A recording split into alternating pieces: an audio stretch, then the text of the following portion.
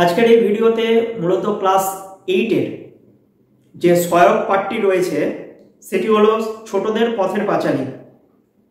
লিখেছেন প্রখ্যাত সাহিত্যিক বিভূতিভূষণ বন্দ্যোপাধ্যায়। বিভূতিভূষণ বন্দ্যোপাধ্যায়ের লেখা এই অসামান্য উপন্যাসটি বেশ কিছু অংশে কিন্তু বিভক্ত রয়েছে, অর্থাৎ বেশ কিছু অধ্যায় রয়েছে। তো সমগ্র অধ্যায় তো একটি ভিডিওতে আপলোড করা সম্ভব নয় বা পড়ানো সম্ভব নয়, তাই আজকের এই প্রথম পর্বে আমি প্রথম, দ্বিতীয় এবং তৃতীয় অধ্যায়ের সম্পূর্ণ আলোচনা করার চেষ্টা করছি। তো তোমাদের যেহেতু ফার্স্ট ইউনিটে এখান থেকে কোনো বড় প্রশ্ন আসবে না, ছোট প্রশ্ন আসবে, তাই আমি পড়ানোর সময় ভিতর থেকে বেশ কিছু লাইন বলে দেওয়ার তোমাদের চেষ্টা করব। তো তোমরা সেই লাইনগুলো আন্ডারলাইন করে নিবে, ভালো মতন পড়বে। গল্পটি শুরু করার আগে আমাদের বেশ কিছু চরিত্র সম্পর্কে জানা দরকার। গল্পের প্রধান চরিত্র অপু এবং দুর্গা। অপু হলো দুর্গার ভাই এবং দুর্গা হলো অপুর দিদি। তাদের মা সর্বজয়া এবং তাদের বাবা হরিহর। তারা যে গ্রামটিতে থাকে সেই গ্রামটির নাম নিশ্চিন্দপুর। সমগ্র উপন্যাসটি বা সমগ্র গল্প যদি আমরা আলোচনা করি তাহলে দেখব যে ছোট্ট অপু, মাত্র 6-7 বছর বয়সী বালক, তার মনে কৌতূহল রয়েছে বিভিন্ন জিনিস জানার, এবং 10-11 বছর বয়সী তার দিদি দুর্গা, সে পুরোপুরিভাবে যেন প্রকৃতিরই সন্তান, বাড়িতে থাকতেই চায় না। গল্পটি পড়লে আরো ভালো মতন বুঝতে পারবো। সে চার দেওয়ালের মধ্যে আবদ্ধ থাকতে চায় না, সে সবসময় চায় পরিবেশে সময় কাটাতে, এর বাগান থেকে এই ফল ভাঙতে, এই পুকুর তলায় যেতে, এখানে যেতে, ওখানে যেতে, মানে সারাদিন সে ঘুরে বেড়ায়। আর তার মা সর্বজয়া এবং তার বাবা হরিহর, এরা দুইজন অপু এবং দুর্গাকে কিন্তু খুব ভালোবাসেন। দরিদ্র তাদের পরিবার, ছোট্ট পরিবার, তারা নিশ্চিন্দপুর গ্রামে থাকে। তো এদের নিয়েই সমস্ত উপন্যাসটা কিন্তু তৈরি হয়েছে। খুব সুন্দর একটা উপন্যাস, খুব সুন্দর গল্প। আমি পড়ছি লাইন ধরে ধরে, তোমরা মন দিয়ে শোনো। ফার্স্ট পার্ট দেখো, বলেছে মাঘ মাসের শেষ, শীত বেশ আছে, দুপাশে ঝোপে ঝোপে ঘেরা সরু মাটির পথ বাহিয়া নিশ্চিন্দপুরের কয়েকজন লোক সরস্বতী পূজার বৈকালে গ্রামের বাহিরের মাঠে নীলকণ্ঠ পাখি দেখিতে যাইতেছিলেন। আমরা জানি মাঘ মাস কিন্তু সরস্বতী পুজোর মাস, অর্থাৎ সরস্বতী পুজো কিন্তু মাঘ মাসের বসন্ত পঞ্চমীতে হয়, তাই তো? তো এই এরকমই এক সরস্বতী পুজোর তিথিতে বিকালের দিকে নিশ্চিন্দপুরের কিছু গ্রামবাসী মিলে নীলকণ্ঠ পাখি দেখতে এগিয়ে চলেছে। নীলকণ্ঠ পাখি এখন বর্তমানে লুপ্ত হয়ে গিয়েছে। আগেকার দিনে জমিদার বাড়িতে যখন দুর্গাপূজা হতো, ঠিক দশমীর দিন নীলকণ্ঠ পাখির উড়ানোর একটা চল ছিল। তো এই নীলকণ্ঠ পাখি দেখতে নিশ্চিন্দপুরের কয়েকজন লোক এগিয়ে চলছে দলের। আচ্ছা, এখান থেকে প্রশ্ন আসতে পারে যে প্রথম পরিচ্ছেদে কোন মাসের উল্লেখ রয়েছে? আন্ডারলাইন করো, মাঘ মাসের উল্লেখ রয়েছে। এবং নিশ্চিন্দপুরের গ্রামবাসীরা বা লোকজনেরা কোন পুজোর বিকেলে কি দেখতে এগিয়ে চলেছে? তাহলে আন্ডারলাইন করো, নিশ্চিন্দপুরের কয়েকজন লোক সরস্বতী পুজোর বৈকালে নীলকণ্ঠ পাখি, এই কটা জিনিস আন্ডারলাইন করো। দলের একজন বলিল, ওয়ে হরি, ভূষ্ণ গোয়ালার দরুন কলা বাগানটা তোমরা কি ফের জমা দিয়েছ নাকি? হয়তোবা ভূষ্ণ গোয়ালার কলা বাগান ঋণে জর্জরিত হয়ে পড়েছে কেউ একজন।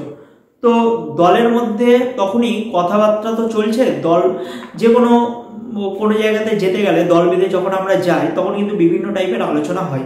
তো এইরকমই দলের একজন আরেকজনকে বলছে, তুমি তো ওই ভূষ্ণ গোয়ালার কাছ থেকে কলা বাগান ধার দেনা করেছো, ঋণ নিয়েছো, তো ওটা কি শোধ টোধ হয়েছে ইত্যাদি জিজ্ঞাসা করছে। হরিহর সাই সূচক কিছু বলিতে গিয়া পিছন ফিরিয়া বলিল। হরিহর হচ্ছে এখানে আমাদের গল্পের প্রধান চরিত্র, অপু এবং দুর্গার বাবা। পরে পাবো আমরা নামগুলো। তো হরিহর তখন বলছে যে হ্যাঁ, পিছন ফিরিয়া বলছে হ্যাঁ ঠিক আছে, সাইসূচক কিছু বলিতে গিয়ে তখন বলছে যে ছেলেটা আবার কোথায় গেল। হঠাৎ করে তার ছেলেটাকে আর খুঁজে পাচ্ছে না। ও খোকা খোকা, তার ছেলেকে ডাকছে। পথের বাঁকের আড়াল হইতে একটা ৬-৭ বছরের ফুটফুটে সুন্দর ছিপছিপে চেহারার ছেলে ছুটিয়া আসিয়া দলের নাগাল ধরিল।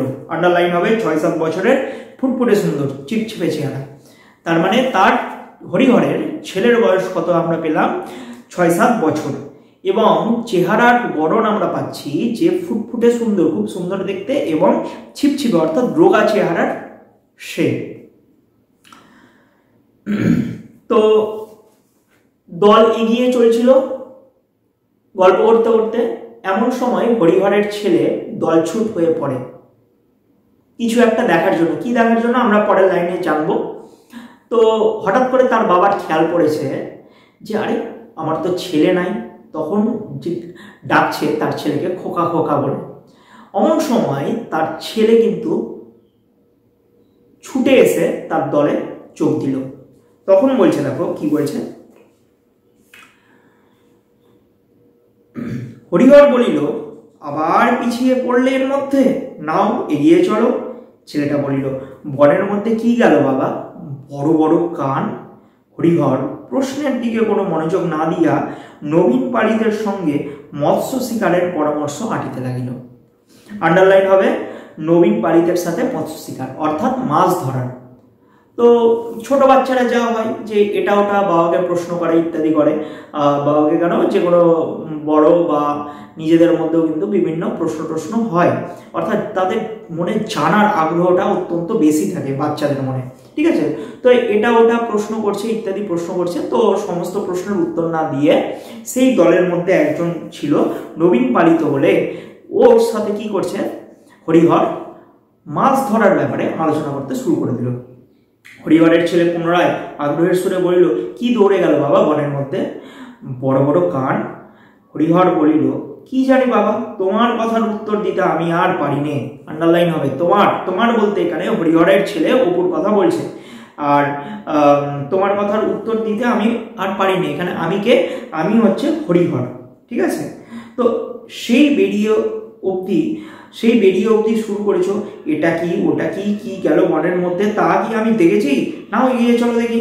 এটা ওটা প্রশ্ন করছে, বাবা এটা কি ওটা কি, মানে বনের মধ্যে হচ্ছে বিভিন্ন, তারা তো জঙ্গলের মধ্যে দিয়ে হাঁটছে, তো হয়তো দেখতে পাচ্ছে যে এই পাখি নাম না জানা পাখি বা অজানা কোনো পশু বা ফুল ফল ইত্যাদি দেখছে। তার বাবাকে টুকটাক কিছু প্রশ্ন করছে। তো তার বাবা কি বিরক্ত হয়ে তখন বলছে যে আমিও অত উত্তর দিতে পারবো না, চলো আমার সাথে এগিয়ে চলো। তো বালক বাবার কথায় আগে আগে চলিল। হঠাৎ হরিহরের ছেলেটি মহা উৎসাহের পাশে এক উলু খড়ের ঝোপের দিকে আঙুল তুলিয়া চিৎকার করিতে করিতে ছুটিয়া গেল। ওই যাচ্ছে বাবা, দেখো বাবা, ওই গেল বাবা, বড় বড় কান, ওই। সেই প্রাণীটা ঝোপঝাড়ের মধ্যে লক্ষ্য করেছে সেই ছেলেটিকে। তো ছেলেটি যখন দেখছে যে নাম না জানা প্রাণী, বড় বড় কান রয়েছে, তখন তার বাবাকে উদ্দেশ্য করে বলছে যে বাবা ওই দেখো ঝোপের মধ্যে দিয়ে চলে গেল, বড় বড় কান রয়েছে, ওটা কি গো ইত্যাদি।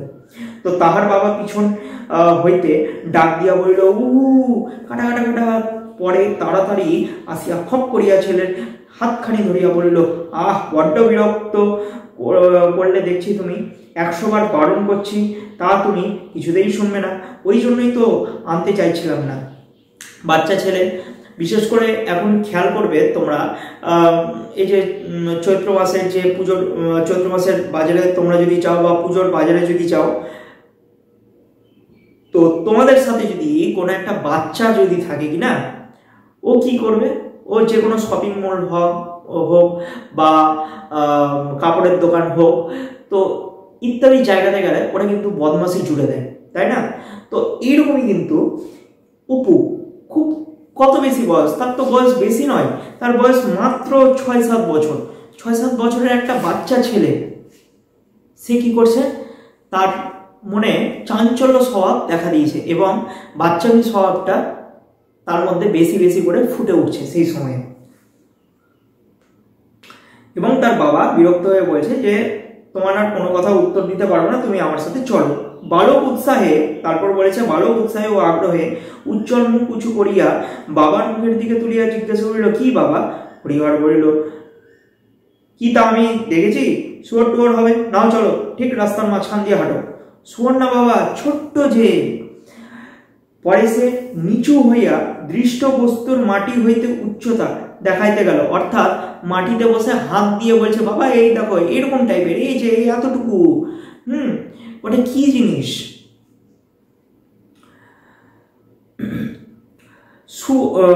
তারপর বলছে যে দেখো, বলছে যে চলো চলো, হ্যাঁ আমি বুঝতে পেরেছি, আর দেখাতে হবে না, চলো দেখি। নবীন পালিত বললেন, ও হলো খরগোশ, খোকা খরগোশ, এখানে খড়ের ঝোপে খরগোশ থাকে, তাই। কত সুন্দর একটা পরিবেশ দেখো, যেখানে খরগোশের বাসা রয়েছে, সেই জায়গার মধ্যে দিয়ে তারা কি করছে না, এগিয়ে চলছে। বালক বর্ণ পরিচয়ে ক্ষয়ে খরগোশের ছবি দেখিয়াছে, কিন্তু তাহা যে জীবন্ত অবস্থায় এরকম লাফাইয়া পালায় বা তাহা আবার সাধারণ চক্ষুতে দেখিতে পাওয়া যায়, সে কথা কখনোই ভাবে না। ছোট্ট ছেলেটি অপু, সে শুধুমাত্র বইয়ের মধ্যেই ছবিতে খরগোশ পড়েছে এবং ক্ষয়ে খরগোশ হয় এটা জেনেছে, কিন্তু সত্যিকারের যে চোখে যে দেখার যে আনন্দ, সেটা এ প্রথম পেল। খরগোশ জীবন্ত, একেবারে তোমার সামনে লাফাইয়া পালায়, ছবি না কাছের পুতুল না, একেবারে কানখাড়া সত্যিকারের খরগোশ। এইরকম ভাট গাছ, বৈচির গাছের ছোপে জল মাটির তৈরি নশ্বর পৃথিবীতে এ ঘটনা কি করিয়া সম্ভব হইল, বালক তাহা কোনো মতেই ভাবিয়া ঠাহর করিতে পারিতেছে না। নশ্বর পৃথিবী বলতে বোঝায় যা নষ্ট হয়। তো এই পৃথিবীর বুকে এত সুন্দর একটা প্রাণী থাকতে পারে, এটা অপু কল্পনা করতে পারছে না।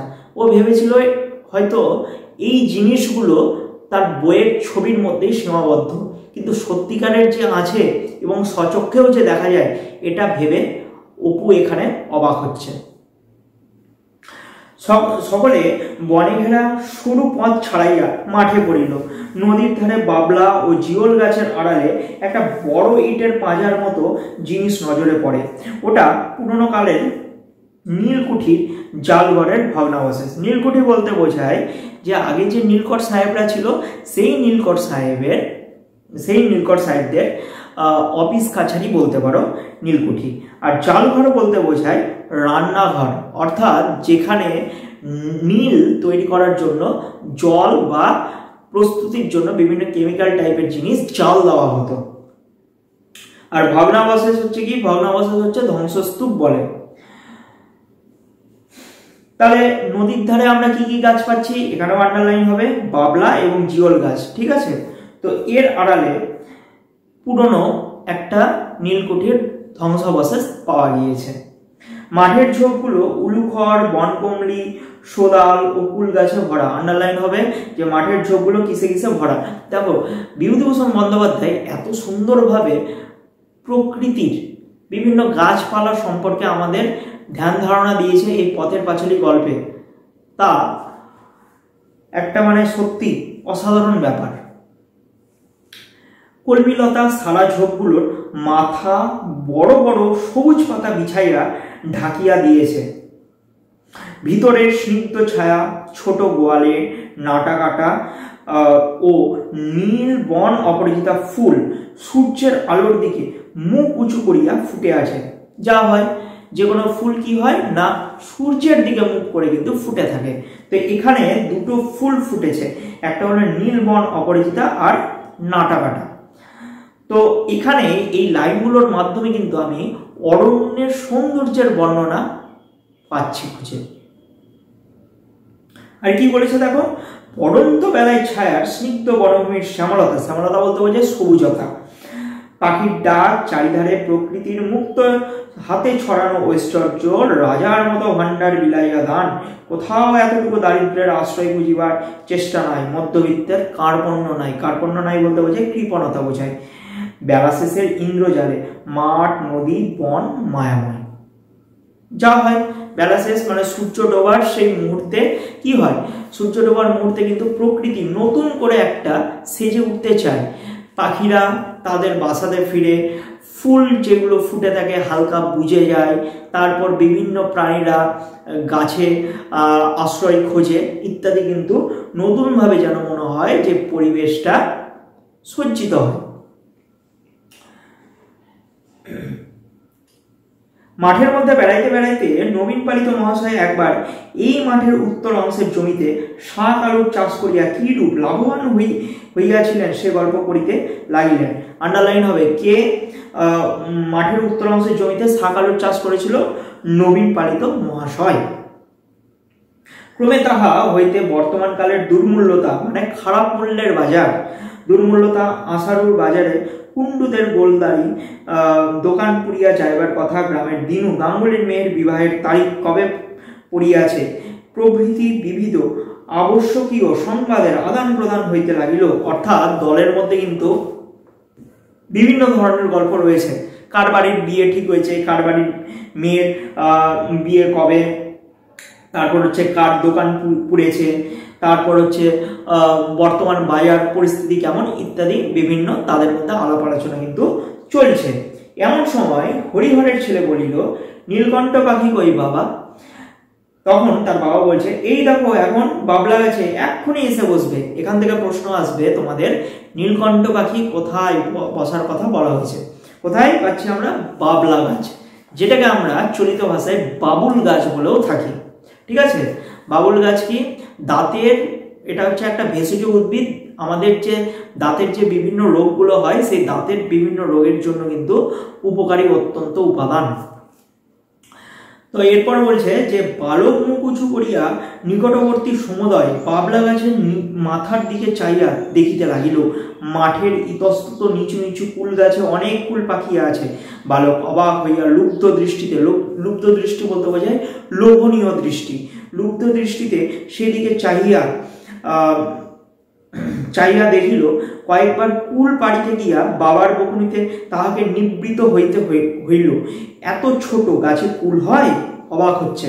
আসলে সে তো তার গ্রামে অর্থাৎ তার বাড়ির আশেপাশে যে সমস্ত কুল গাছগুলো দেখে এসছে, সেই গাছগুলো কিন্তু বিশাল বড় বড়, এবং সে যখন কুল পাড়তে যায় তখন কিন্তু নাগাল পায় না। কিন্তু বনে পথ চলতে গিয়ে যখন দেখলো যে না ছোট গাছেই কুল ধরেছে, তখন অপু কিন্তু আবারও অবাক হচ্ছে।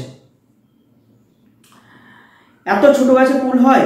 তাহাদের পাড়ায় যে কুল গাছ আছে, এই যে বলেছে তাহাদের পাড়ায় যে কুল গাছ আছে তাহা খুব উঁচু বলিয়া ইচ্ছা থাকিলেও সে সুবিধা করিতে পারে না। সুবিধা বলতে বোঝায় তুলতে পারার কথা এখানে বলা হচ্ছে।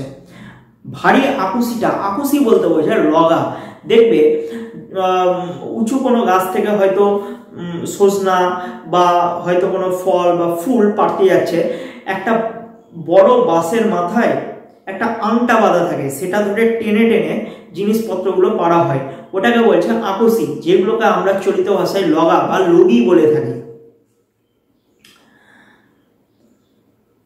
কুপথের জিনিস লুকাইয়া খাওয়া কষ্টসাধ্য হইয়া পড়ে, এসে টের পায়।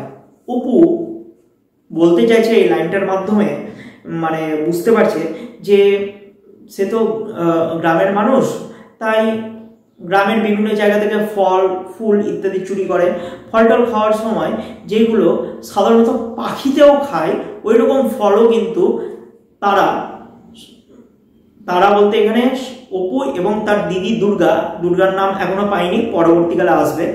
তো এটা কি হয়, লুকিয়ে লুকিয়ে বিভিন্ন কোথায় কার বাড়ির কি ফল রয়েছে, কোথায় কি ফল পাখি গাছে ইত্যাদি, ওইগুলো খাবার তারা চেষ্টা করে। যেই ফলগুলো কিন্তু মানুষ খায় না, গবাদি পশু বা পাখি ইত্যাদি খায়, ওই জন্য এখানে বলছে যে কুপথ্য, অর্থাৎ যা খাওয়া যায় না। ঠিক আছে। হরিহর বলিল, কুঠি কুঠি বলেছিলে, ওই দেখো খোকা সাহেবদের কুঠি, দেখেছ? নদীর ধারের অনেকটা জুড়িয়া সেকালের কুঠিটা প্রাগ ঐতিহাসিক যুগের অতিকায় হিংস্র জন্তুর কঙ্কালের মতো পড়িয়াছিল। এখান থেকে প্রশ্ন আসবে যে কুঠিটার সাথে কোন যুগের তুলনা করা হয়েছে? প্রাগ ঐতিহাসিক যুগ। কি হিংস্র জন্তুর কঙ্কালের মতো পড়েছিল? নীলকুঠি। আসলে প্রাগ ঐতিহাসিক যুগ বলতে বোঝায় ডাইনোসর বন মানুষের সময়কার যুগ। তোমরা ক্লাস 6-এ কিন্তু প্রাগ ঐতিহাসিক যুগের কথা পড়েছো, ফার্স্ট চ্যাপ্টারে ছিল, মনে করে দেখো। তো নীলকুঠির গল্প যখন ছোট্ট অপু শুনেছিল তার মা বাবা বা কারো মুখে, তখন কিন্তু নীলকুঠি দেখার জন্য ব্যাকুল হয়ে উঠেছিল। এখন যখন সামনাসামনি নীলকুঠিটা চলে এসছে, তখন তার বাবা তাকে তাক করিয়ে দেখিয়ে বলছে যে দেখো খোকা, অর্থাৎ তার ছেলেকে বলছে যে দেখো খোকা, ওই যে নীলকুঠি, ভালো করে দেখ। বালক অবাক হইয়া চারিদিকে চাইয়া চাইয়া দেখিতেছিল। তাহার 6 বৎসরের জীবনে এই প্রথম সে বাড়ি হইতে এত দূর আসিয়াছে। এতদিন ন্যাড়াদের বাড়ি, ন্যাড়া বলতে বোঝায় হচ্ছে সেই অপুর বন্ধু কথা এখানে বলা হচ্ছে। এতদিন ন্যাড়াদের বাড়ি, নিজেদের বাড়ির সামনেটা বড় জোর রানু দিদিদের বাড়ি, ইহাই ছিল তাহার জগতের সীমা।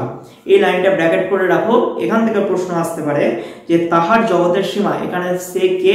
সে হচ্ছে অপু, এবং জগতের সীমা বলতে কি কি বোঝানো হচ্ছে, অর্থাৎ তার বাড়ির আশেপাশে যে ন্যাড়াদের বাড়ি, সামনের বাড়ির, নিজের বাড়ির সামনের উঠোনটা এবং রানু দিদির বাড়ি, এটাই কি ছিল না, এটাই ছিল হচ্ছে ছোট্ট অপুর খেলার জায়গা।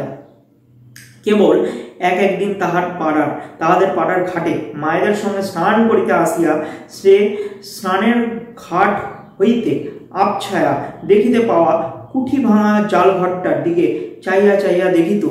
আসলে যখন ছোট্ট অপু তার মায়ের সাথে স্নান করতে যেত, তখন কিন্তু নদীর ওপার থেকে আবছা বা ঝোপঝাড়ের আড়ালে নীলকুঠির সামান্যতম অংশ কিন্তু দেখা যেত, এবং সেটা দেখার জন্যই অপু কিন্তু ব্যাকুল হয়ে পড়েছিল সামনাসামনি দেখবে বলে।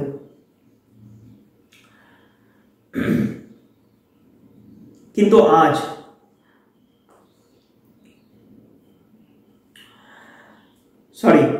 তো কেবল একদিন তাহাদের পাড়ার ঘাটে মায়ের সঙ্গে স্নান করিতে আসিয়া সে স্নানের ঘাট হইতে আবছায়া দেখিতে পাওয়া কুঠির ভাঙা জালঘাটটার দিকে চাইয়া চাইয়া দেখিত। আঙুল দিয়া দেখিয়া বলিত, মা, ওদিকে কি সেই কুঠি? সে তাহার বাবার মুখে, দিদির মুখে, আরো পাড়ার কত লোকের মুখে কুঠির মাঠের কথা শুনিয়াছে, কিন্তু আজ তাহার প্রথম সেখানে আসা। এখান থেকে প্রশ্ন আসতে পারে যে প্রথম আসা বলতে কোথায় আসার কথা বলা হচ্ছে? নীলকুঠির সামনে।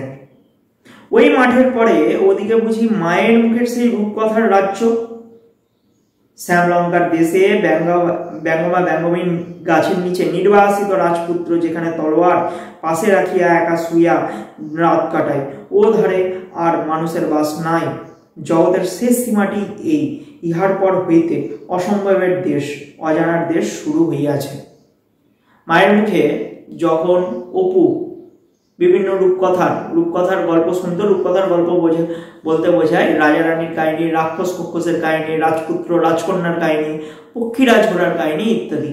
তো রূপকথার গল্প যখন শুনতো এবং শুনে সে তো শিশুমন, এবং শিশুমনে কল্পনার জগতের মাধ্যমে সে হয়তো বা ধারণা করেছে ওই যে দূরের মাঠটা দেখা যাচ্ছে, ওই দূরের মাঠটা শেষ হতে গেলেই নাকি রূপকথার সেই রাজ্য, সেখানে ব্যঙ্গমা ব্যঙ্গমীরাও থাকে, রাজপুত্ররা থাকে। ব্যঙ্গমা ব্যঙ্গমী হচ্ছে রূপকথার গল্প অনুযায়ী পুরুষ টিয়া পাখি ব্যঙ্গমা, আর মেয়ে টিয়া পাখি হচ্ছে ব্যঙ্গমী।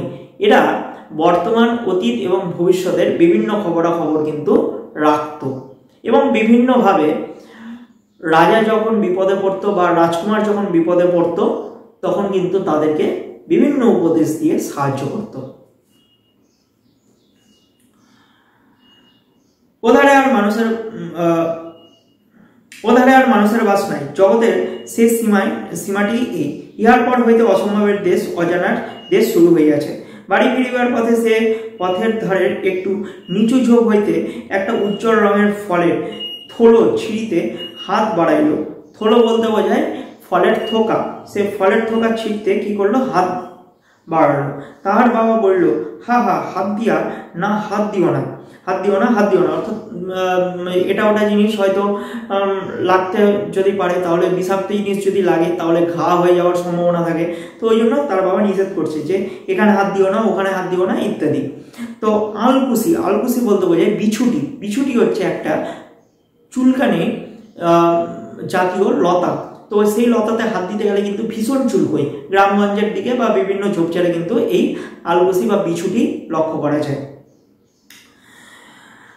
আলকুশি, আলকুশি, কি যে তুমি করো বাবা, বড্ড জ্বালালে দেখছি, আর কোনোদিন কোথাও নিয়ে বেরোচ্ছি না বলে দিল। এখনই হাত চুলকে ফসকা হবে। এই লাইনটা আন্ডারলাইন করো, এখনই হাত চুলকে ফসকা হবে। কে কাকে এ কথা বলেছে? পথের মাঝখান দিয়া এত করে বলছি হাঁটতে, তুমি কিছুতেই শুনবে না। হাত চুলকাবে কেন বাবা? হাত চুলকাবে বিষ, বিষ। আলকুশিতে কি হাত দেয় বাবা? তার বাবা হরিহর অপুকে বলছে কথাটা। সুয়ো ফুটে রিডি করে জ্বলবে এক্ষুনি। সুয়ো অর্থাৎ সুন, রোয়া। তো সেইগুলো যদি আঁশগুলো লেগে যায় তার নরম ত্বকে, তাহলে রিডি করে জ্বলবে।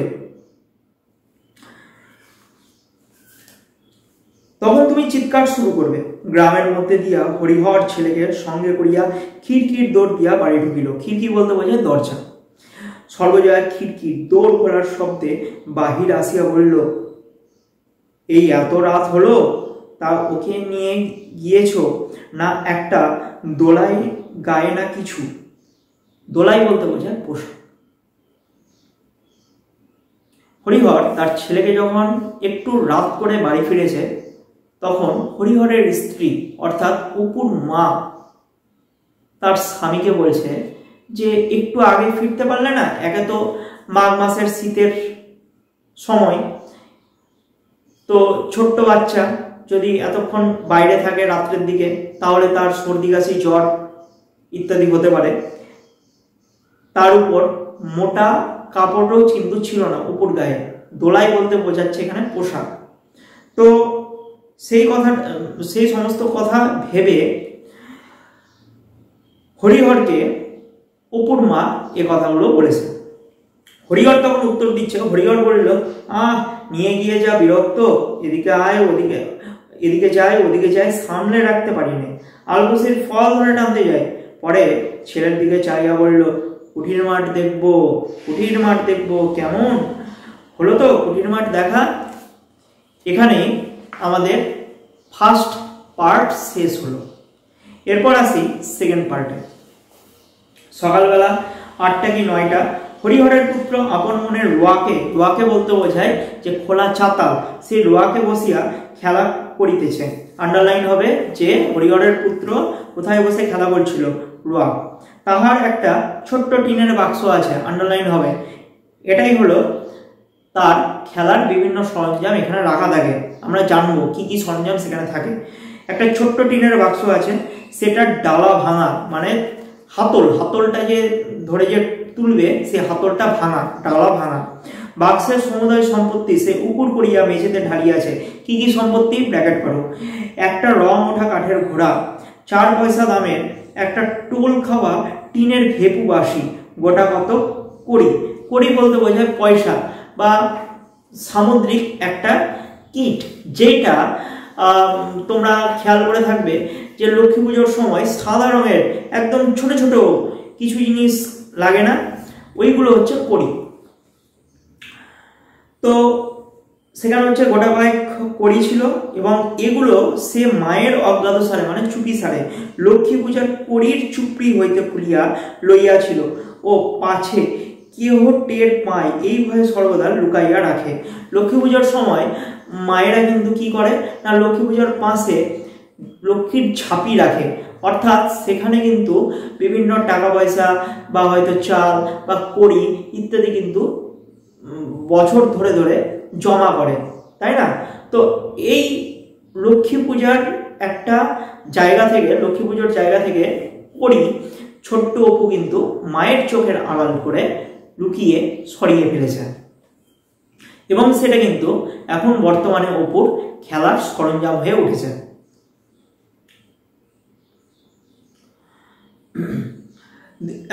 একটা 2 পয়সা দামের পিস্তল, আন্ডারলাইন হবে, তাহলে পিস্তলের দাম কত?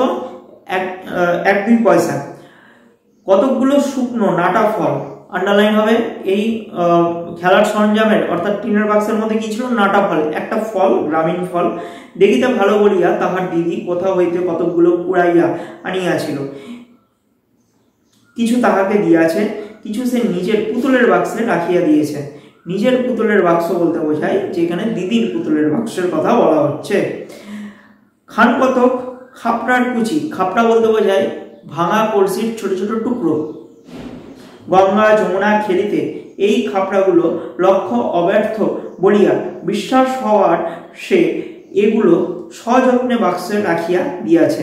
গঙ্গা যমুনা খেলা একটা আগেকার দিনে গ্রামের এটা জনপ্রিয় খেলা ছিল, বর্তমানে এই খেলাটা লুপ্ত হয়ে গিয়েছে। তো এই গঙ্গা যমুনা খেলার জন্য খাপড়ার কুচি কিন্তু সে জড়ো করে রেখেছিল। এগুলো তাহার মহামূল্যবান সম্পত্তি, আন্ডারলাইন হবে। তাহলে কোন সম্পত্তির কথা বলা হচ্ছে বা এখানে মূল্যবান সম্পত্তি বলতে কি বোঝানো হয়েছে, পরীক্ষায় কিন্তু প্রশ্ন আসবে। এতগুলো জিনিসের মধ্যে সবে সে টিনের বাঁশিটা কয়েকবার বাজাইয়া সেটির সম্বন্ধে বিগত কৌতূহল হইয়া তাহাকে এক পাশে রাখিয়া দিয়াছে। কাঠের ঘোড়া নাড়াচাড়া করা হইয়া গিয়াছে, সেটিও এক পাশে পিছড়া পোলের আসামির ন্যায় পড়িয়া আছে। পিছড়া পোল বলতে বোঝায় যেখানে বৃদ্ধ গবাদি পশু রাখা হয়, সেই জায়গাটাকে বলছে হচ্ছে পিছড়া পোল। তো বর্তমানে সে গঙ্গা যমুনা খেলিবার খাপড়াগুলোকে হাতে লইয়া মনে মনে দাওয়ার উপর গঙ্গা যমুনার ঘর আঁকা কল্পনা করিয়া চোখ বুঝিয়া খাপড়া ছুড়িয়া দেখিতেছে, তা ঠিক হইতেছে কিনা।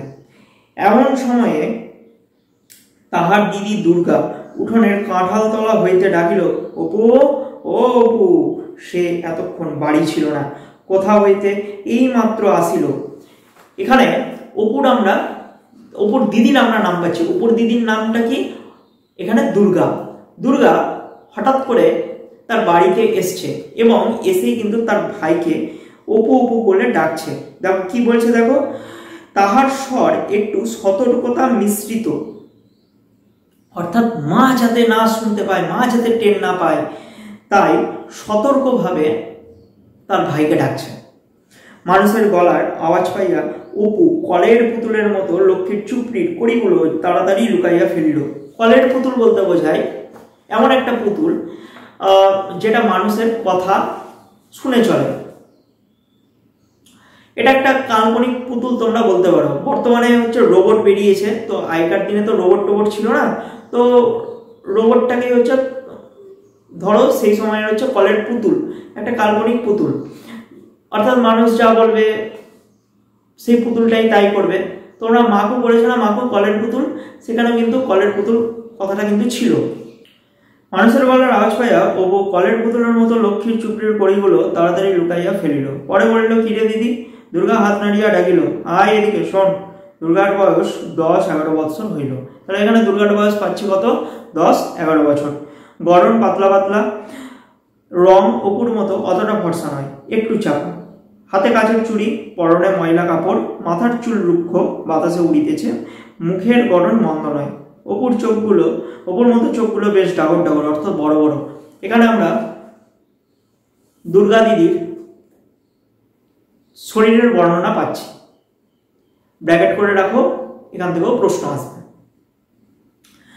তার মানে আমরা বুঝতে পারলাম দুর্গার বয়স হচ্ছে এখানে তোমার 10-11 বছর, পাতলা গড়নের, মাথার চুল উস্কো খুস্কো এবং গায়ের রং হালকা চাপা,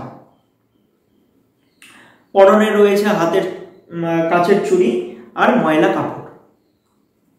তো অপু রোয়াক হইতে নামিয়া কাছে গেল, বলল, কি রে? দুর্গার হাতে একটি নারিকেলের মালা। নারিকেলের মালা বলতে বোঝায় ওই যে নারকেল ফাটানোর পর মায়েরা যখন নাড়ু করে বা নারকেল যখন পুড়ে তখন নারকেলের যে অংশটা আমরা তখন ফেলে দিই, সেটাই হচ্ছে এখানে নারকেলের মালা, অর্থাৎ নারকেলের খুলি, যেটাকে আমরা চলিত ভাষাতে বলে থাকি।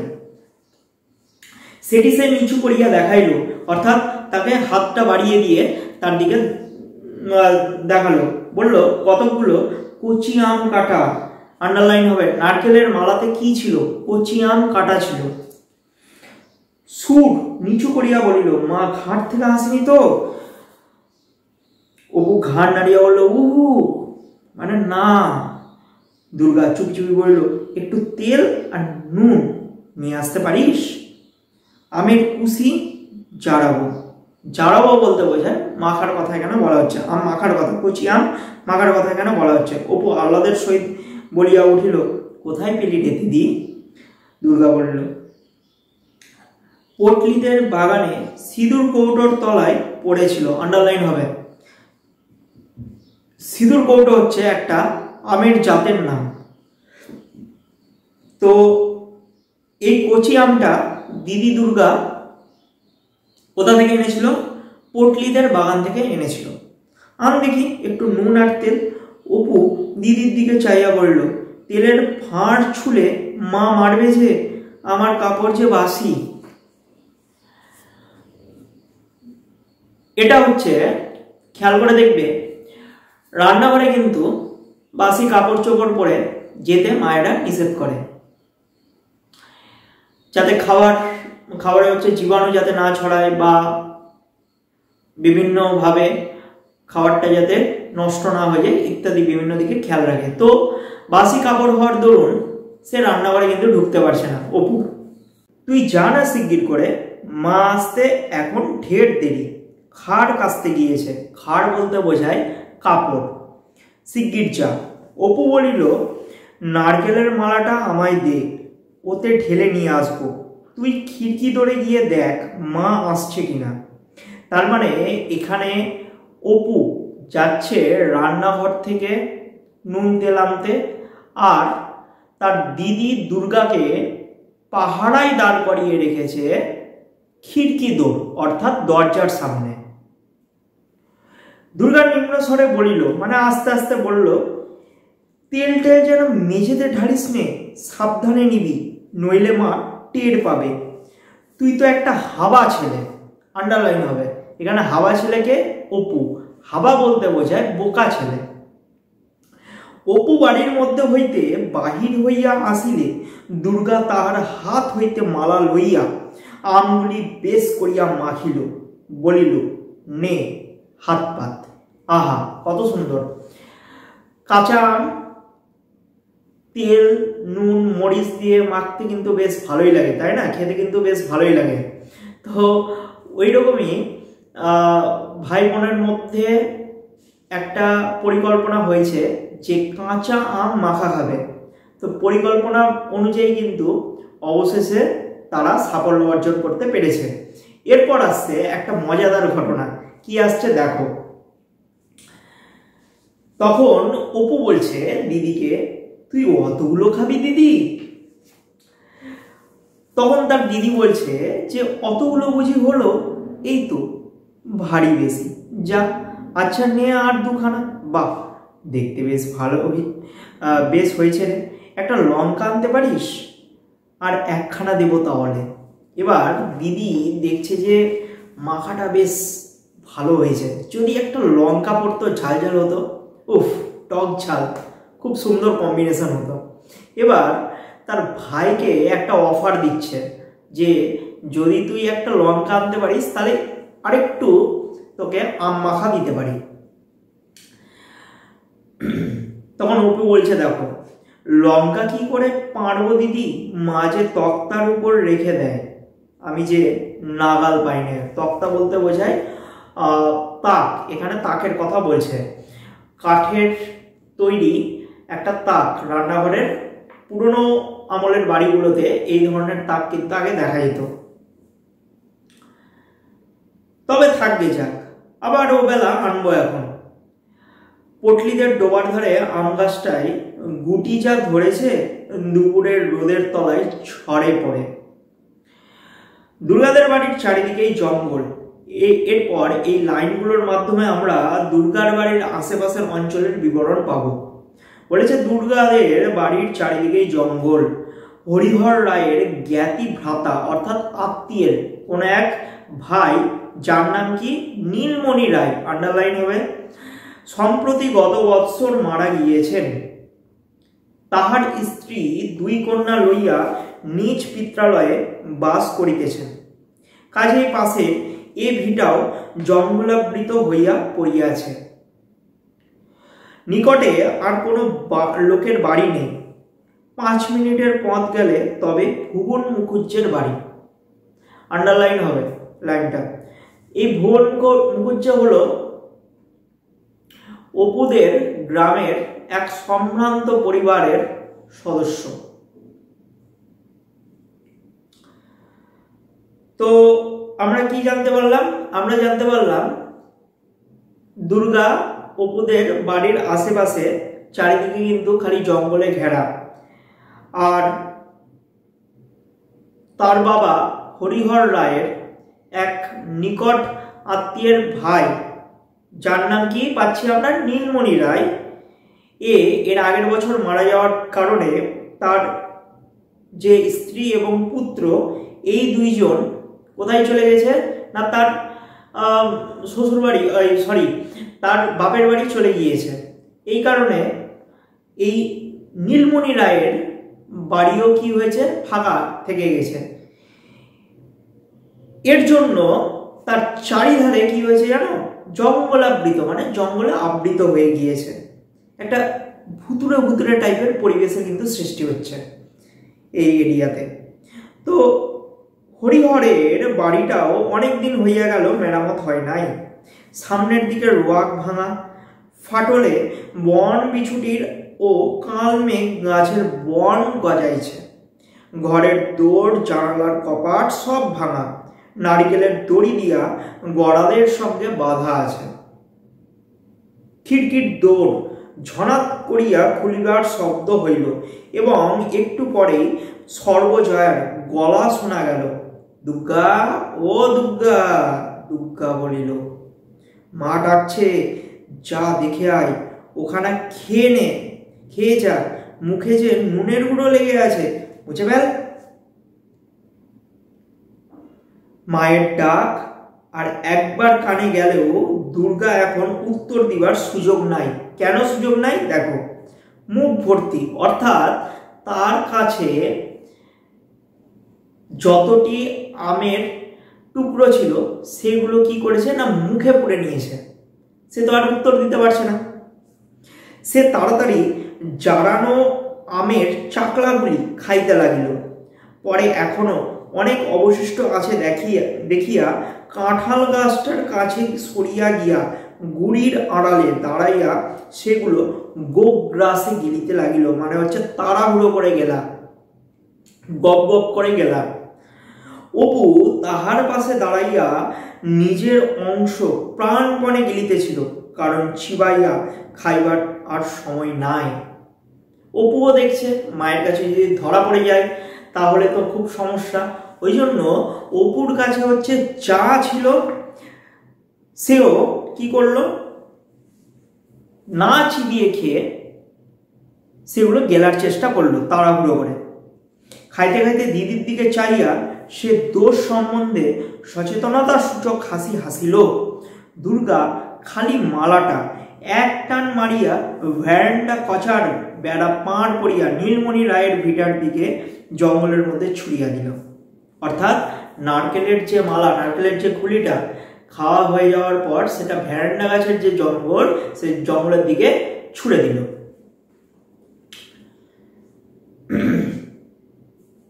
ভাইয়ের দিকে চাইয়া বলল, মুখটা মুছে ফেলনা বাদর, নুন লেগে রয়েছে যে।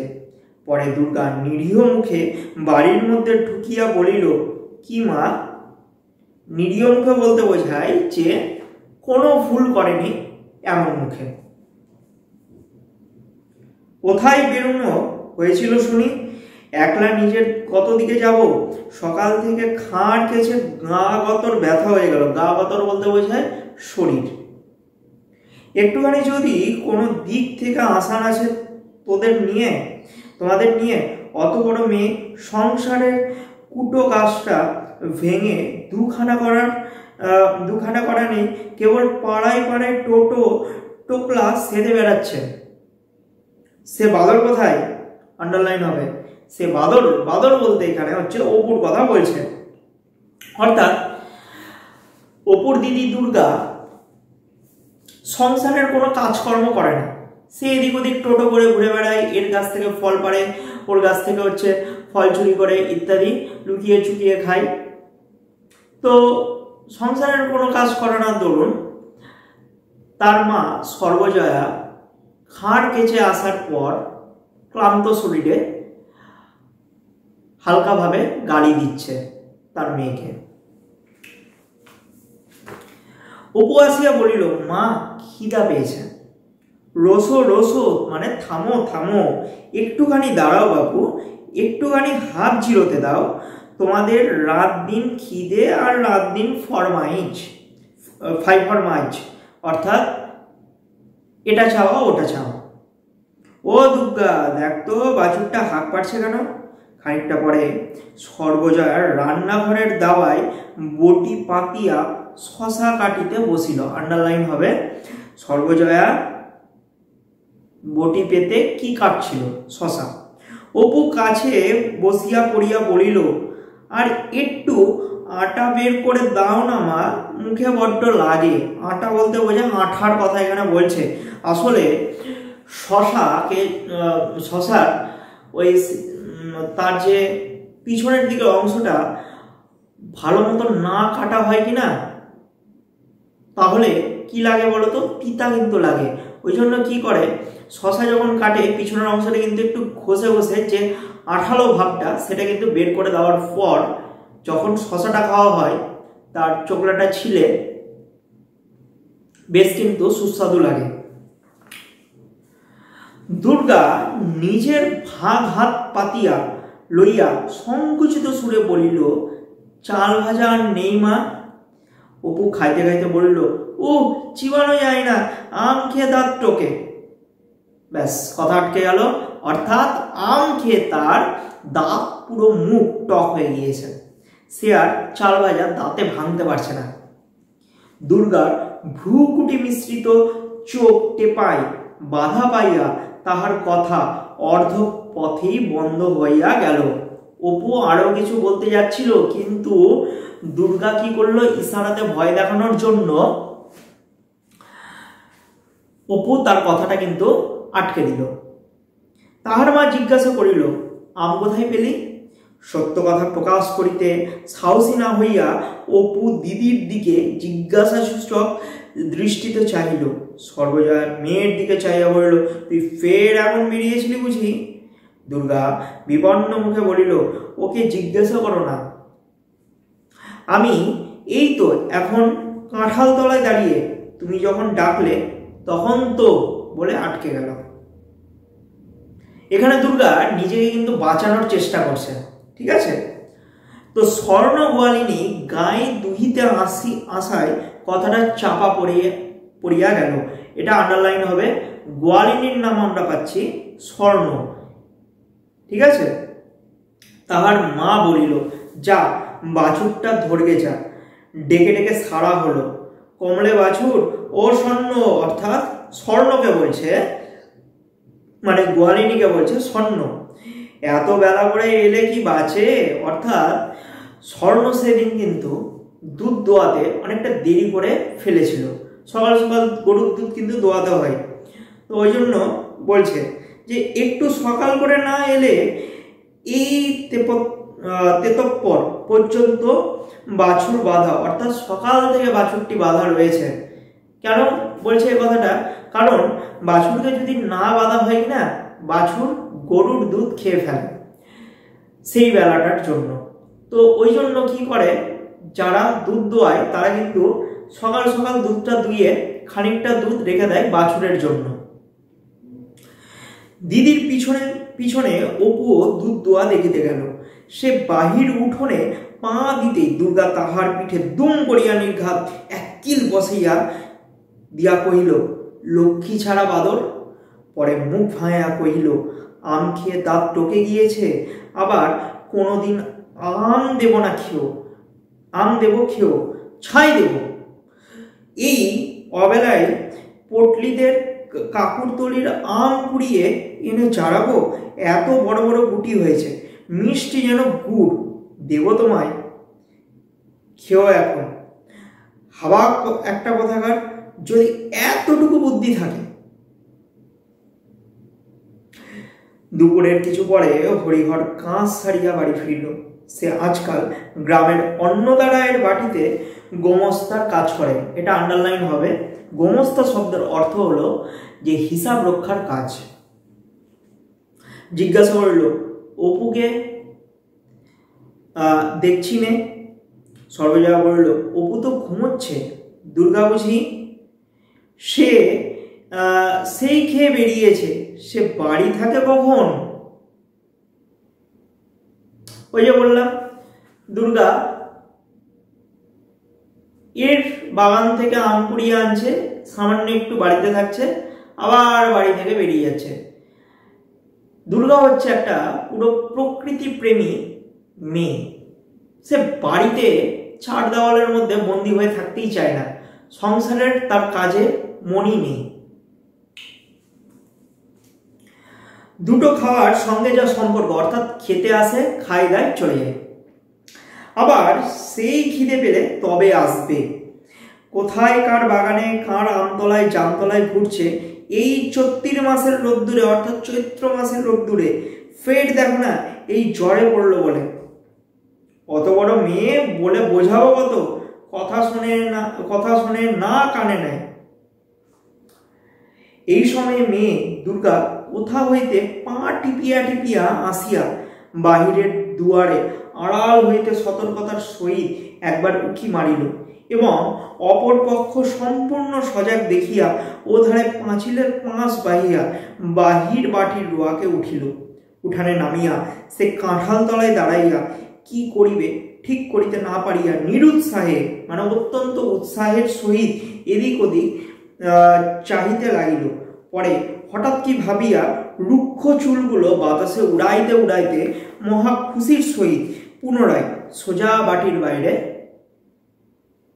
বাহির হইয়া গেল।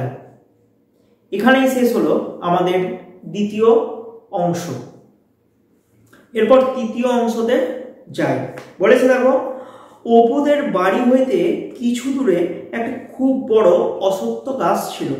তাহলে অপুদের বাড়ি থেকে খানিকটা দূরে কিসের গাছ ছিল? আন্ডারলাইন করো, অশ্বত্থ গাছ। কেবল তাহার মাথাটা উহাদের দালানের জানলা কি রোয়া হইতে দেখা যায়। অপু মাঝে মাঝে সেই দিকে চাইয়া দেখিত। যতবার সে চাইয়া দেখে ততবারই তাহার যেন অনেক অনেক অনেক দূরের কোনো দেশের কথা মনে হয়। অর্থাৎ এখানে রূপকথা দেশের কথা কিন্তু বলছে। কোথায় যেন কোথাকার দেশ, মার মুখে ওই সব দেশের রাজপুত্রদের কথায় সে শোনে। অনেক দূরের কথায় তাহার শিশু মনে একটা বিস্ময় মাখানো আনন্দের ভাবের সৃষ্টি করিত। শিশু মন, কল্পনাপ্রবণ মন, যা তার মায়ের মুখে রূপকথা দেশের গল্প শুনেছে, সে অশ্বত্থ গাছের দিকে তাকিয়ে সেই গল্পের বিভিন্ন রাজরাজের কাহিনীগুলোই চিন্তা ভাবনা তার মাথার মধ্যে ঘুরত। এমন সময় হয়েছে কি দেখো, নীল রঙের আকাশটা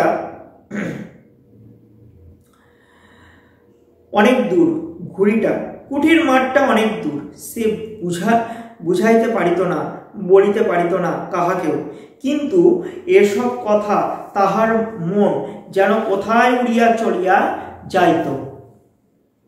এবং সর্বাপেক্ষা কৌতুকের বিষয় এই যে অনেক দূরের এই কল্পনা তাহার মনকে অত্যন্ত চাপিয়া তাহাকে যেন কোথায় লইয়া ফিরিয়াছে। ঠিক সেই সময়ে মায়ের জন্য তাহার মন কেমন করিয়া উঠিত। যেখানে সে যাইতেছে সেখানে তাহার মা নাই। দেখো, গল্পের দেশে যখন কল্পনা প্রবণ একটা শিশু কল্পনা চিন্তা ভাবনা করতে করতে সেই গল্পের দেশে চলে যায়, রাজরাজার দেশে চলে যায়, ব্যঙ্গ বা ব্যঙ্গমিক দেশে, রূপকথার দেশে যখন চলে যায়, তখন বুঝতে পারে যে আরে সেখানে তো আমার মা নেই, মা ছাড়া কেমন ভাবে হবে।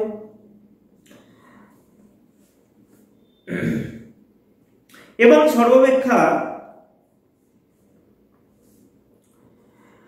সর্বাপেক্ষা কৌতূহলের বিষয় এই যে অনেক দূরের এই কল্পনা তাহার মনকে অত্যন্ত চাপিয়া তাহাকে যেন কোথায় লইয়া ফেলিয়াছে।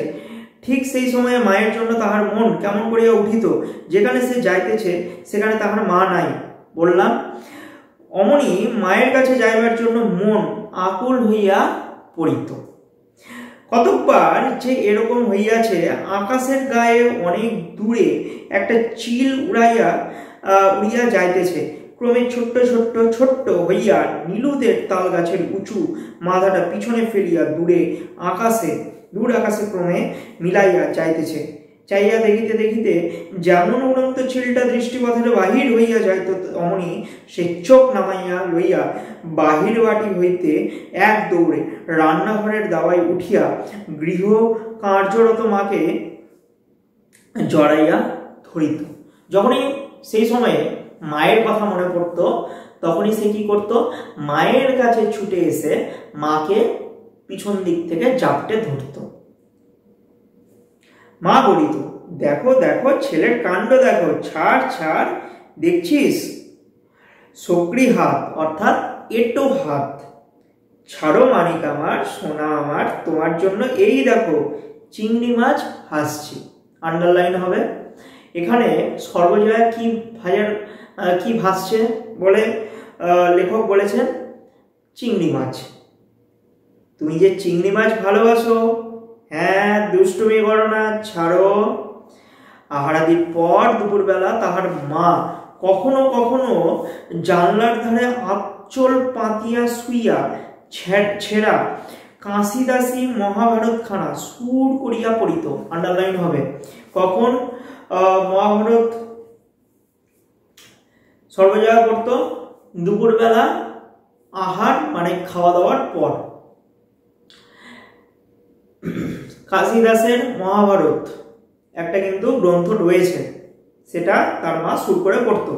বাড়ির ধারে নারকেলের গাছটাতে শঙ্খচিল ডাকিত। আন্ডারলাইন হবে। তাহলে শঙ্খচিল পাখিটি কোথায় ডাকতো? নারকেল গাছে।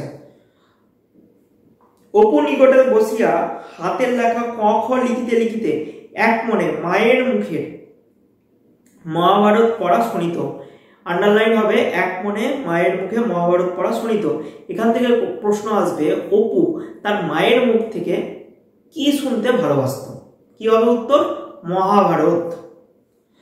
জানলার বাহিরে বাঁশ বনের দুপুরের রৌদ্র মাখানো শ্যাওড়া ঘেটু বনের দিকে চাইয়া মহাভারতের বিশেষত কুরুক্ষেত্রের যুদ্ধের কথা শুনিতে শুনিতে সে তন্ময় হইয়া যায়। মহাভারতের সমস্ত চরিত্রের মধ্যে কর্ণের চরিত্র বড় ভালো লাগে তাহার কাছে। আন্ডারলাইন হবে। মহাভারতে কিন্তু প্রচুর চরিত্র রয়েছে, তার মধ্যে কর্ণ কিন্তু অন্যতম।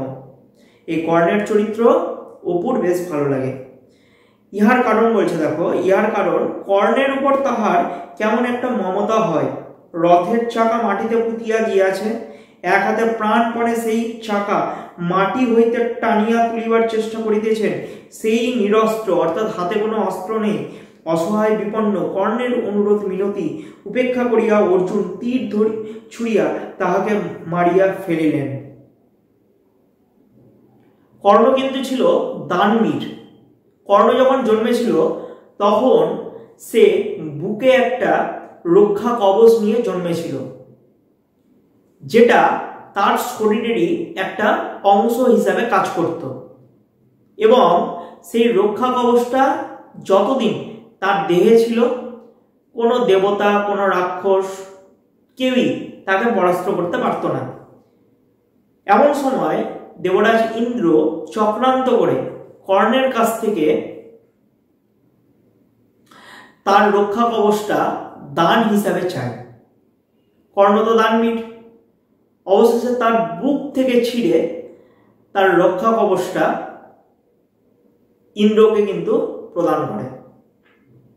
এরপর থেকেই কর্ণ রক্ষা কবচহীন হয়ে পড়ে। মহাভারতের যুদ্ধ শুরু হয়। মহাভারতের যুদ্ধে কর্ণ কিন্তু দানবীর হওয়া সত্ত্বেও বেশ পরাক্রমশালী ছিল। অর্জুন তাকে কিছুতেই পরাস্ত করতে পারছে না। এমন সময় কর্ণের রথের চাকা মাটিতে বসে যায়। সেই সময় শ্রীকৃষ্ণ অর্জুনকে আদেশ দেয় যে এই অবস্থাতে কর্ণকে যদি বধ করতে না পারা যায় তাহলে কিন্তু অর্জুন এই মহাভারতের যুদ্ধ জিততে পারবে না। অবশেষে শ্রীকৃষ্ণের কথা মতো অর্জুন তীর ছুঁড়ে এবং কর্ণকে হত্যা করে। সেই সময় কর্ণের হাতে কিন্তু কোনো অস্ত্র ছিল না। তো এই করুণ কাহিনী শুনে অপুর মন কর্ণের জন্য কিন্তু ভারাক্রান্ত হয়ে ওঠে। মায়ের মুখে এই অংশ শুনিতে শুনিতে দুঃখে অপুর শিশু হৃদয় পূর্ণ হইয়া উঠিত, চোখের জল বাগ মানিত না, মানে তার চোখ দিয়ে অঝরে জলের ধারা কিন্তু পড়ত। চোখ ছাপাইয়া তাহার নরম তুলতুলে গাল বাহিয়া গড়াইয়া পড়িত। সঙ্গে সঙ্গে মানুষের দুঃখে চোখে জল পড়ার যে আনন্দ, তাহার মনোরাজ্যে নব অনুভূতি সজীবত্ব লইয়া পরিচিত হইতে লাগিল। বেলা পড়িলে মা গৃহকার্যে উঠিয়া গেলে সে বাহিরে আসিয়া রোয়াকে দাঁড়াইয়া দূরের সেই অসত্য গাছটার দিকে একদিন চাহিয়া দেখে, হয়তো কড়া চৈত্র বৈশাখের রৌদ্রে গাছটার মাথা ধোয়া ধোয়া অস্পষ্ট নয়, তো বৈকালের রাঙা রোদ অলসভাবে গাছটার মাথা চড়াইয়া আছে। অর্থাৎ সেই যে দূরের গাছটা, সেই দূরের গাছটা কিন্তু অপু অস্পষ্ট দেখতে পাচ্ছিল। সকালের চেয়ে এই বৈকালের রাঙা রোদ মাখানো গাছটার দিকে চাহিয়াই তাহার মন কেমন করিত। কর্ণ যেন ওই অসত্য গাছটার ওপারে আকাশের তলে অনেক দূর কোথায় এখনো মাটি হইতে রথের চাকা দু হাতে প্রাণপণ টানিয়া তুলিতেছে।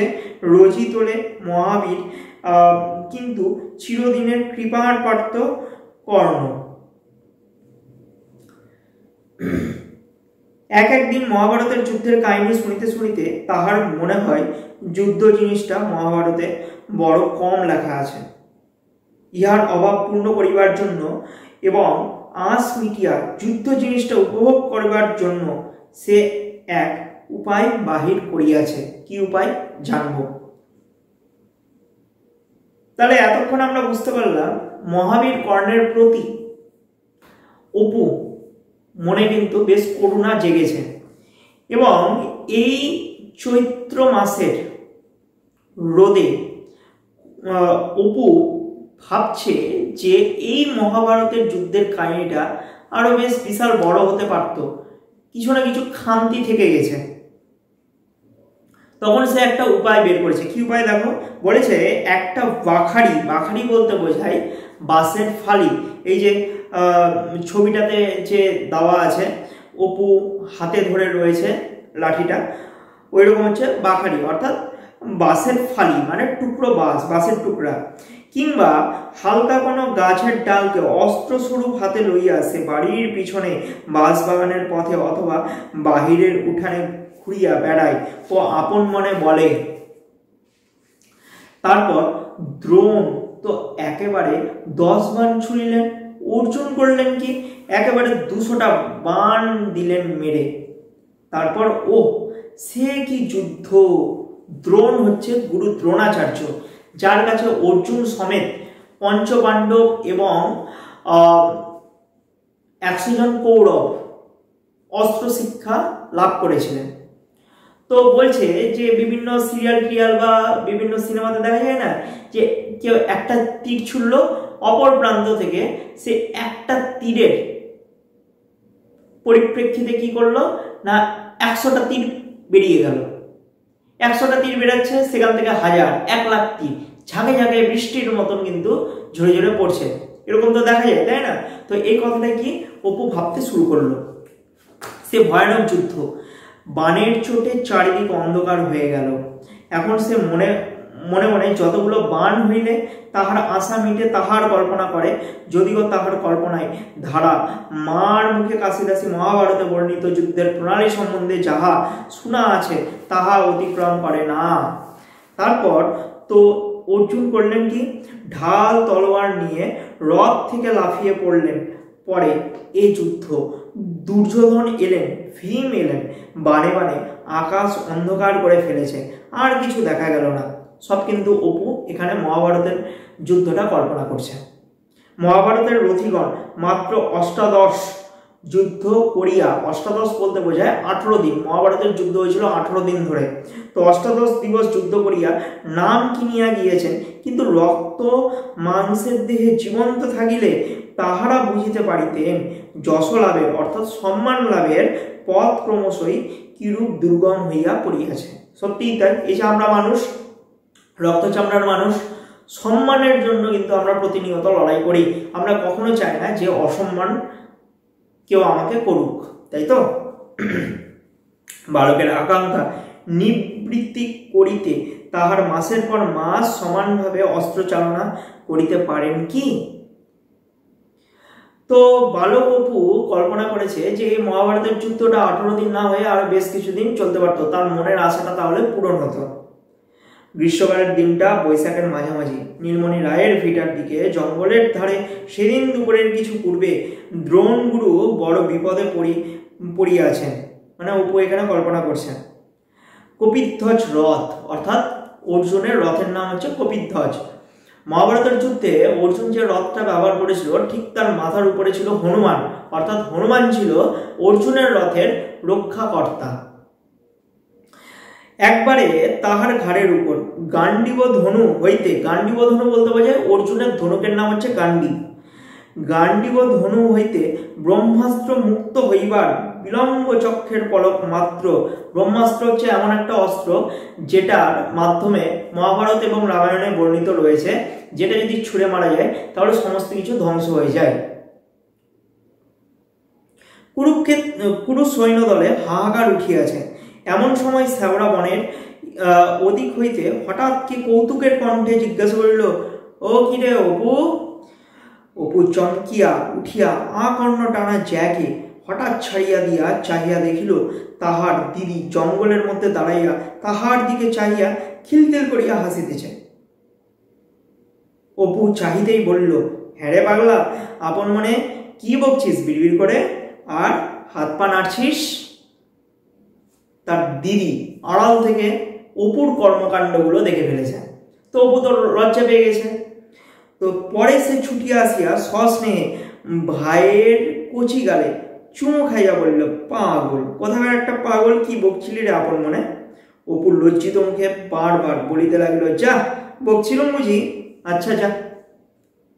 অবশেষে দুর্গা হাসি থামাইয়া বলল, আয় আমার সাথে। পরে সে অপুর হাত ধরিয়া বনের মধ্যে লইয়া চলিল।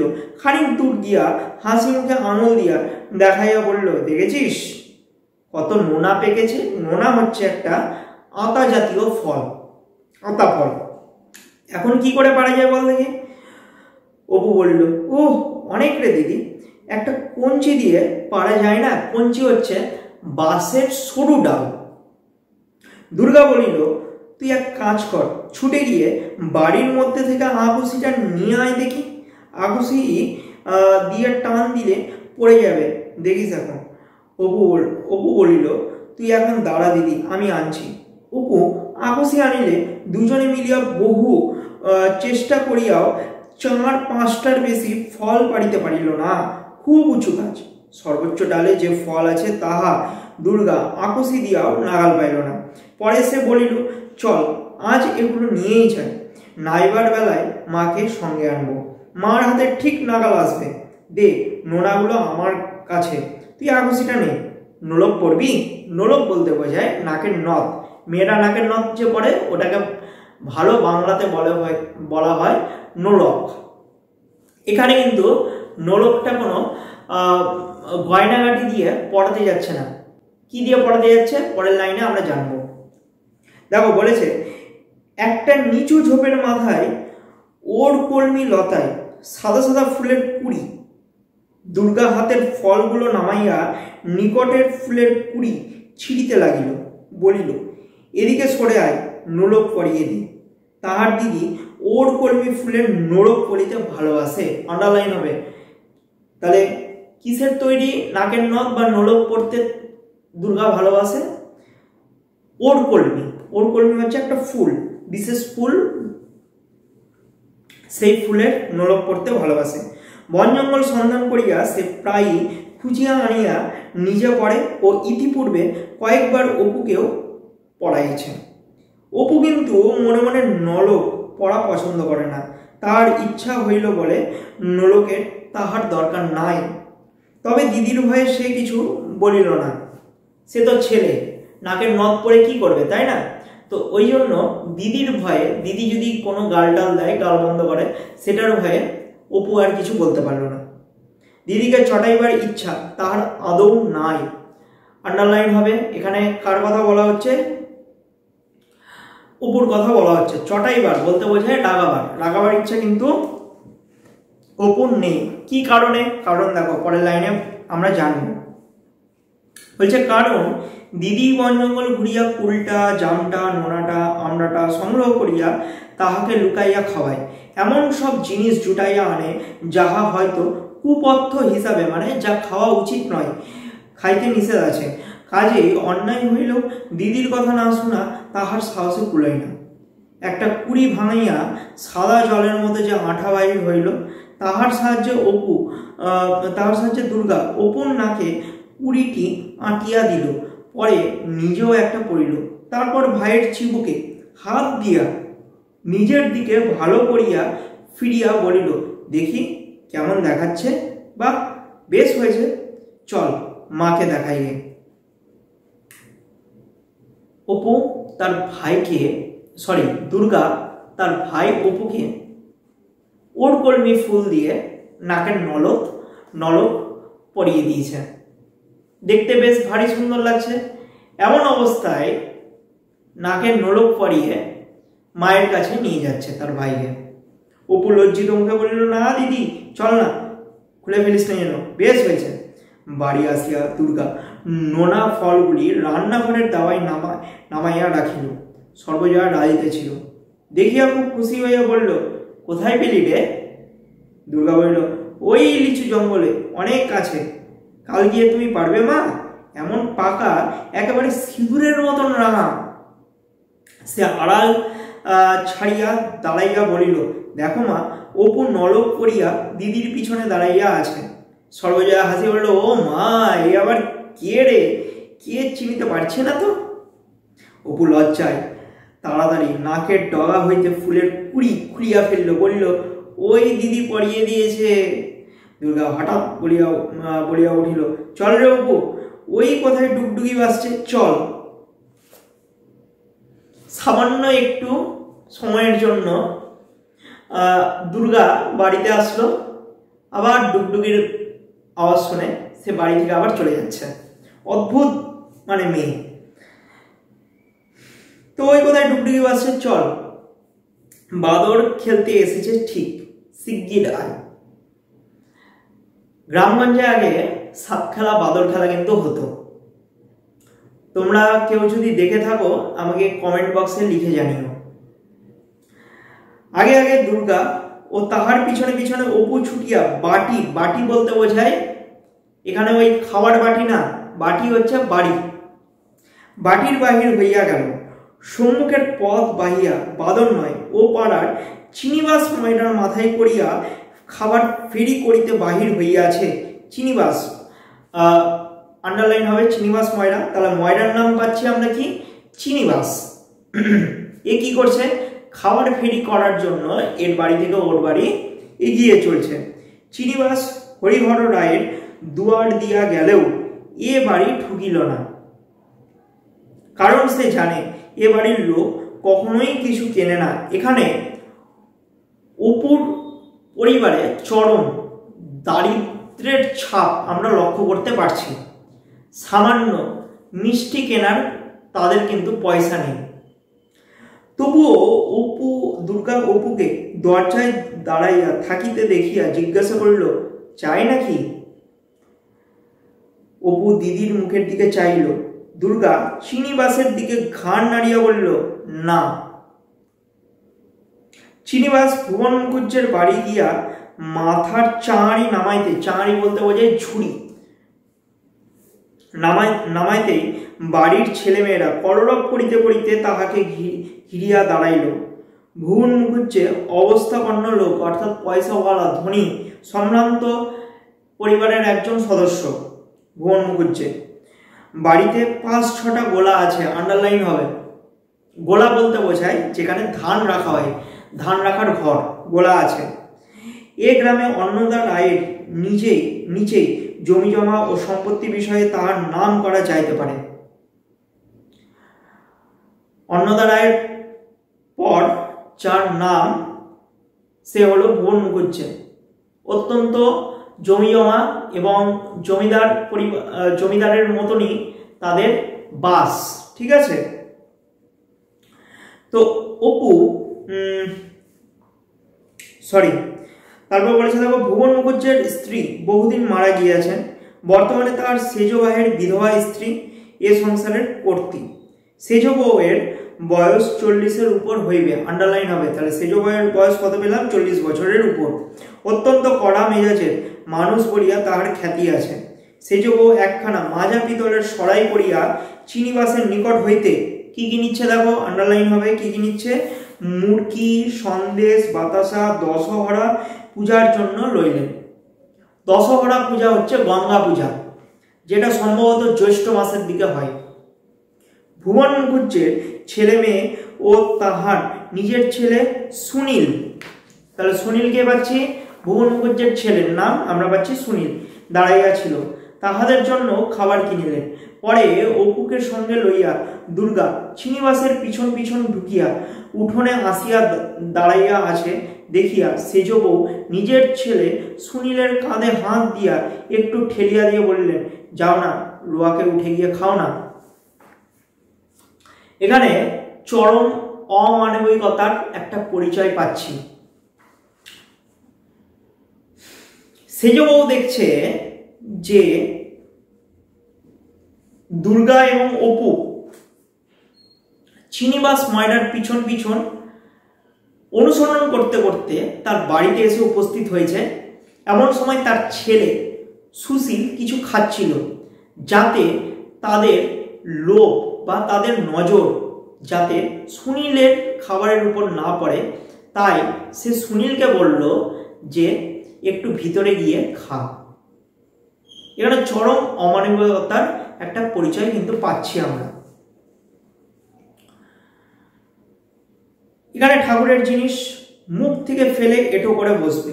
চিনিবাস চাঁড়ি মাথায় তুলিয়া পুনরায় অন্য বাড়ি চলিল। দুর্গা বলল, আয় অপু, চল দেখি গে টুনুদের বাড়ি।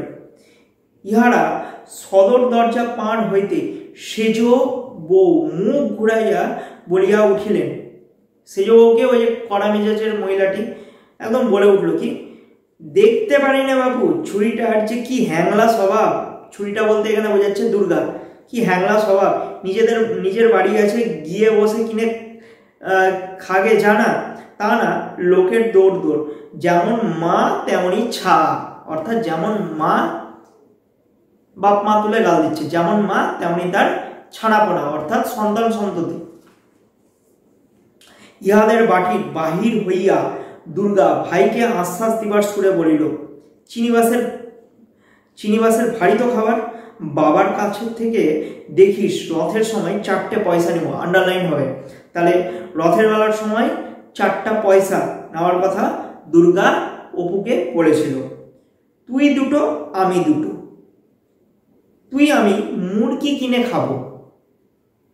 খানিকটা পরে ভাবিয়া অপু জিজ্ঞাসা করিল, রথের আর কতদিন আছে রে দিদি? এখানে আমাদের গল্পের তৃতীয় অংশটা শেষ হলো। আশা করি বোঝাতে পারলাম, এবং যেই শর্ট প্রশ্নগুলো দাগিয়ে দিলাম, বলে দিলাম, সেগুলো বাড়িতে ভালো মতন পড়বে। খুব তাড়াতাড়ি পরের অংশ নিয়ে আমি আসছি।